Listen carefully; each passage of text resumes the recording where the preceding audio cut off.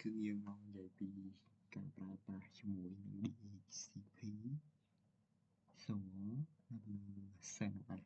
ក្នុងការតម្លើង DHCP server ចឹងដើម្បីធ្វើការតម្លើងជាមួយ DHCP server លើ CentOS យើងត្រូវការទី1គឺយើងត្រូវឡើងជាមួយនឹង software ឬក៏ OS application ចឹងយើងអាចធ្វើការយ៉ាំ install មក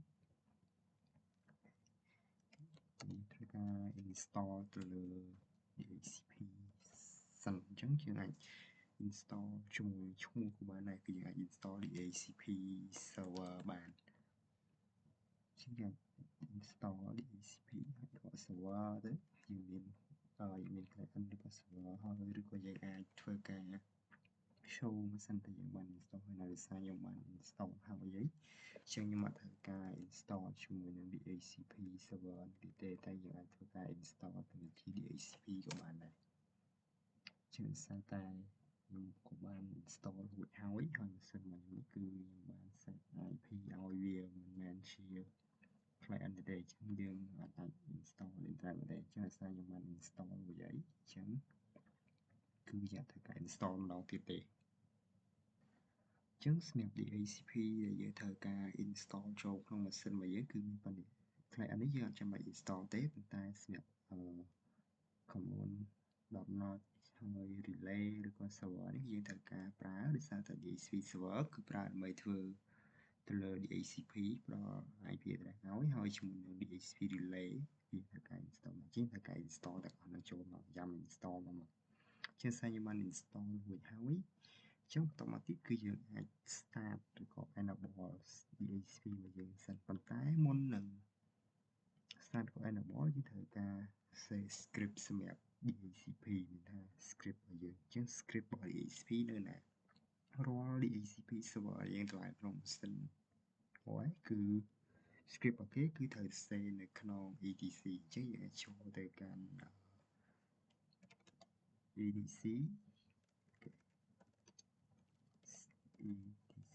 ហើយបន្តមកទៀតយើងចូលទៅក្នុង DHCP ហើយបន្តទៀតយើងមានជាមួយនឹង DHCP ក្នុងហ្នឹងហើយកន្លែងធ្វើការ save script គឺយើងមានពីរគឺទី1 DHCP 6 សម្រាប់ IP version 6ហើយនិង DHCPD.config គឺប្រើសម្រាប់ DHCP IP version 4អញ្ចឹងខ្ញុំធ្វើការ write script ចូលទៅក្នុង DHCP សម្រាប់ version 4យើងប្រើ IP version 4សិន DHCPD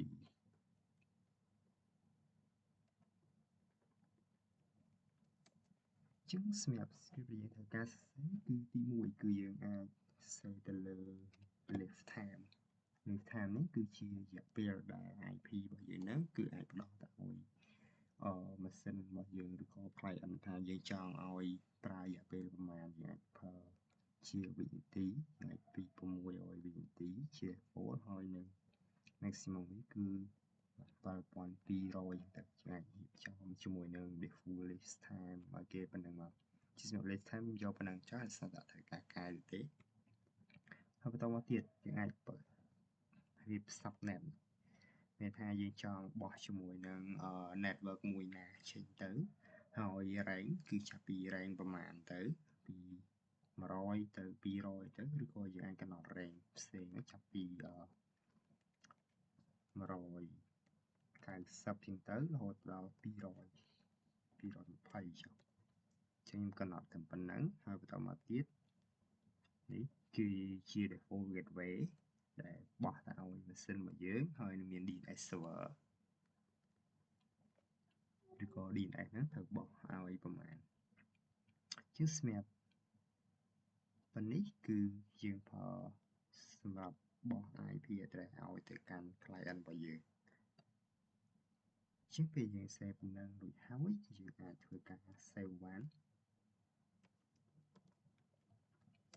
ហើយបន្តមកទៀតយើងអាចធ្វើការ start ជាមួយនឹង DHCP server របស់យើងឲ្យ system start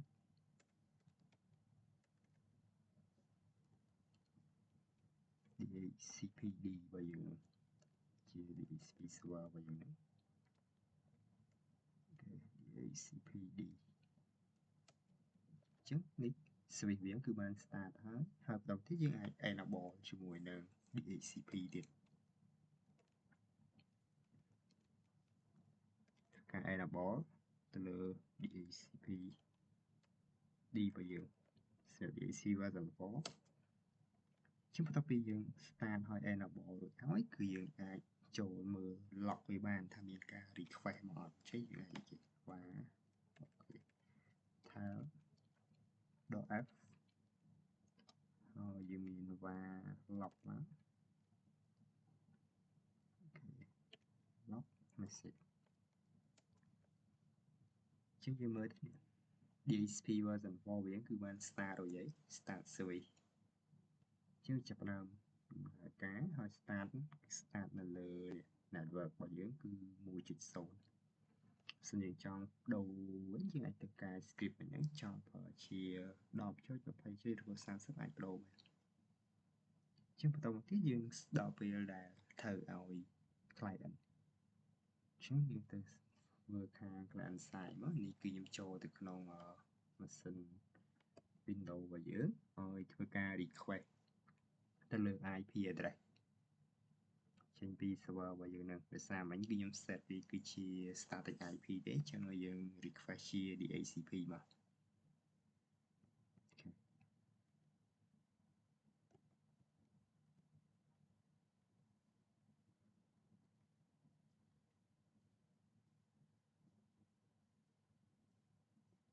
តទៅនេះយើងអាចទៅមើលលើ command prompt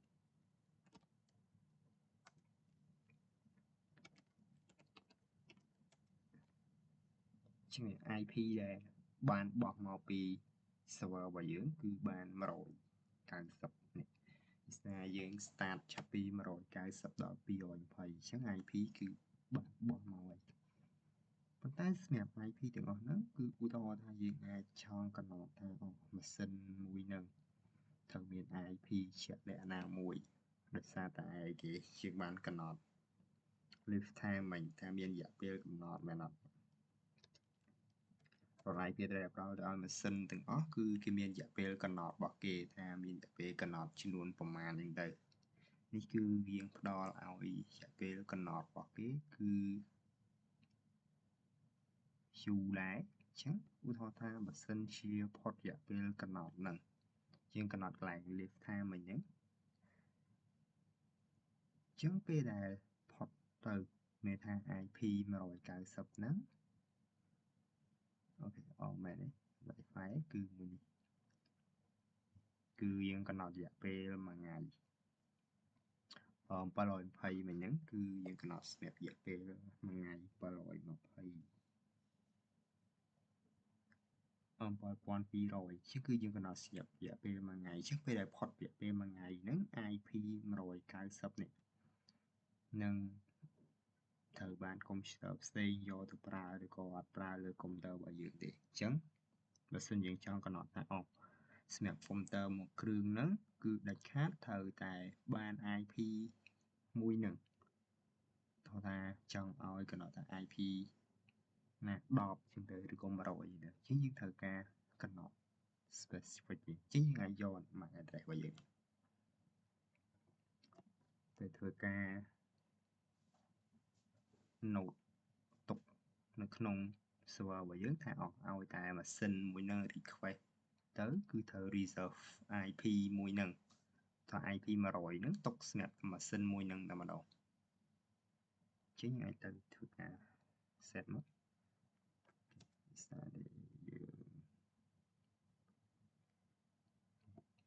យើងមើលថា log ម្ដងទៀត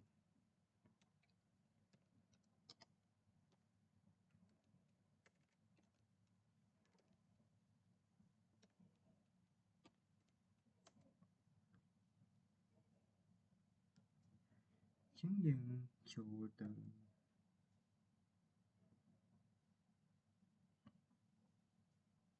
ព្រឹកហ្នឹងគឺយើងចង់ reserve IP មួយទុក IP មួយហ្នឹងគឺទុកសម្រាប់តែនេះMAC address របស់យើងមួយហ្នឹងគឺថាគឺដាច់ខាតត្រូវតែប្រើជាមួយនឹង IP មួយហ្នឹងអញ្ចឹងចូលទៅម្ដងទៀតទៅ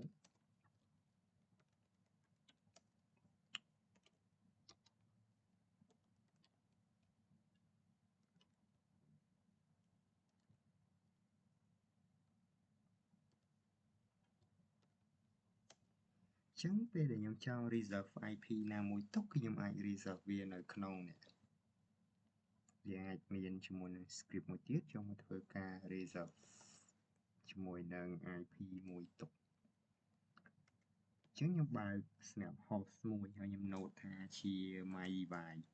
ដែលយើងប្រើជាមួយនឹង MAC address ដែលយើងដាក់វាជា hardware address ហ្នឹងថាឲ្យតែ hardware address មួយដែលមានជាមួយនឹង MAC address ប៉ុណ្ណេះនឹងទទួលបានជាមួយនឹង fixed address ឬក៏ address ដែលត្រូវប្រើហ្នឹងគឺ 1.100 ជាដាច់ខាតឲ្យតែមានជាមួយនឹង MAC address មួយហ្នឹង request មកពី server របស់យើងមក server របស់យើងហ្នឹងគឺសម្រាប់យើង reserve IP មួយហ្នឹងទុកសម្រាប់ឲ្យ device ណាមួយហើយបន្តមកទីរូបថា live time នេះយើងអាចបដូរបានបដូរមកត្រឹមតែជាប៉ុន្មានគាត់ថា3600ចុះឬក៏ញៀបដល់តិចជាងហ្នឹងមកដាក់ត្រឹមតែ600ហើយសម្រាប់ default គឺខ្ញុំប្រើត្រឹមតែ200ហ្នឹងទៅ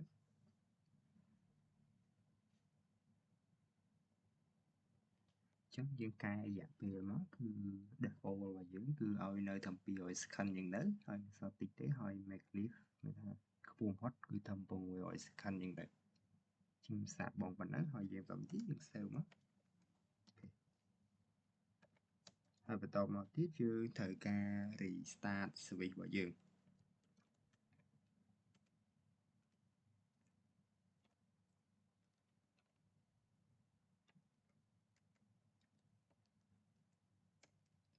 ចឹងយើង restart switch ហើយទៅមើលថា log របស់យើងម្ដងទៀតមកសារយើងមាននៅក្នុងនេះហើយចឹង switch របស់យើងគឺបាន start ម្ដងទៀតហើយចឹងយើងទៅកែជាមួយនឹងអីគេនេះយើង renew IP address យើងវិញមកចឹងធ្វើការ renew បាច់ relive ទេយើង renew យកមកទៅជារងចាំការ renew ទៅលើ IP address របស់យើងមកចឹងនឹងមានម៉ាស៊ីនមួយគឺម៉ាស៊ីនហ្នឹងគឺដែលមាន MAC address 0.2 ធ្វើការ request ទៅកាន់ server ដើម្បីទទួលបានជាមួយនឹង IP អញ្ចឹង server នឹងផ្ដល់ IP ណា192.168.1.100ទៅតាមអីដែលគេបាន reserve ទុកសម្រាប់ MAC address នេះជាសម្រាប់ DHCP server គឺជាមានប៉ុណ្ណឹងហើយនៅលើ DHCP server គឺយើងមានលក្ខខណ្ឌមួយចំនួនទៀតគឺយើងអាចប្រើអីគេ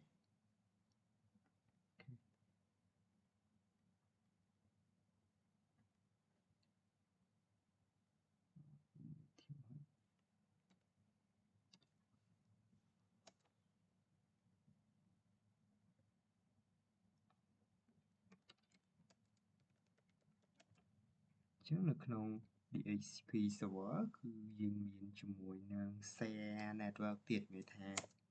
នៅលើ IP ដែលយើងប្រើនេះគឺយើងអាចចែកវាថាជា share network តែយើងចង់ share network អីគេខ្លះនៅលើ server វិញមួយហ្នឹងគឺយើងមាន network 10 network 20ដើម្បី share នៅលើ server មួយហ្នឹងគឺថាយើងអាច run server មួយហើយបោះ IP បានតាម network ហ្នឹងទេយើងចង់បោះឲ្យបានច្រើន network ដែលប្រើប្រាស់ server មួយហ្នឹងប៉ុន្តែលក្ខខណ្ឌមួយហ្នឹងគឺយើងត្រូវការភ្ជាប់មកជាមួយនឹង DHCP relay ដើម្បីឲ្យម៉ាស៊ីនអាចទៅ request សុំ IP ទាំងអស់នេះយកមកប្រើបានទៀត IP ដែលយើងប្រើ network ផ្សេងហ្នឹងគឺសម្រាប់យើងមានជាមួយនឹង DHCP relay ហើយយើងមានក៏ជា DHCP group អីដែរចឹងសម្រាប់លក្ខខណ្ឌបើថាបើសិនយើងចង់ប្រើ DHCP relay គឺយើងត្រូវការបើក port មួយណាដើម្បីឲ្យជា DHCP relay ទៅកាន់ server មួយនេះជាងបើក DHCP relay ចឹងសម្រាប់ DHCP relay យើងបើកនៅណាចឹងសម្រាប់ DHCP relay គឺយើងធ្វើការបើកដូចគ្នាគឺយើង enable DHCP relay គឺនៅ etc system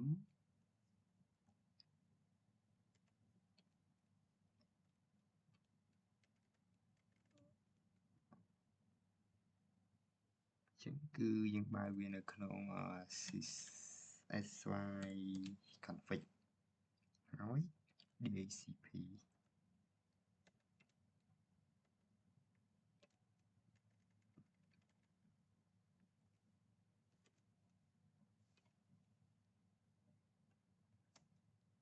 ជាងខ្ញុំបើកនៅក្នុងនេះហើយបន្តមកទៀតគឺយើងប្រើជាមួយនឹង command មួយគឺ DHCP yes ជាងសារនេះខ្ញុំត្រូវការ copy មកផ្សេងទេ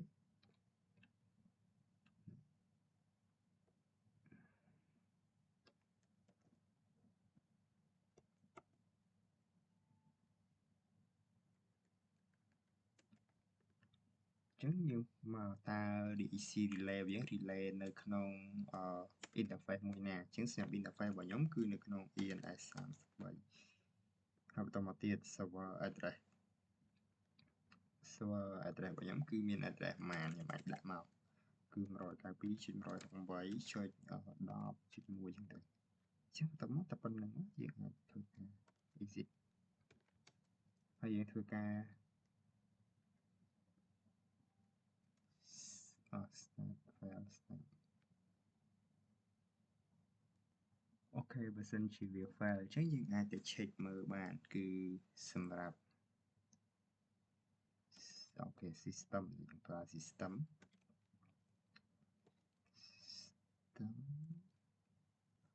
DA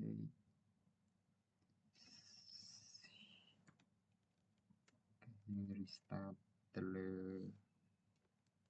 DHCP សិនទៅ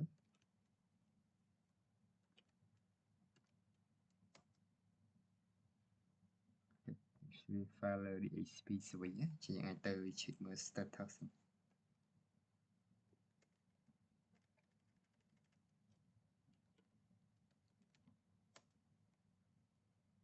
ជាង status របស់យើងគឺ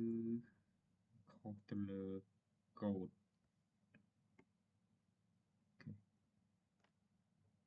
ជាងយើងត្រូវទៅ check មើលលើ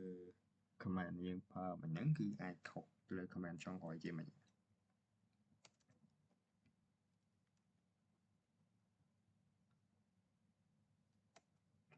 មានបញ្ហាលើ command នេះទៅ revision សិន